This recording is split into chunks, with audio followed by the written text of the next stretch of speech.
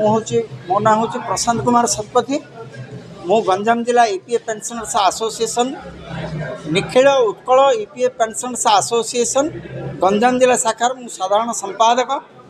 आज आमर Nikhil Utkal EPF pensioners association प्रथम वार्षिक सम्मिलनी अनुष्ठित होता।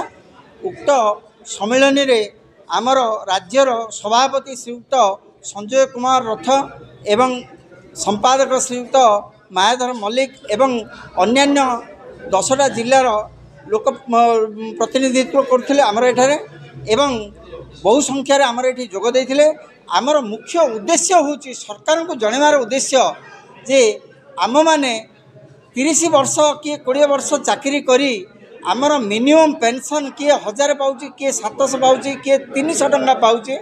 तेणु आमर मुख्य दाबी सरकार पाखरे आमको मासिक मिनिमम 9000 रु 10,000 टंका आमर मिनिमम पेंशन मासक रखा जाऊ एवं ता सहित महंगा भत्ता भी प्रदान करा जाऊ।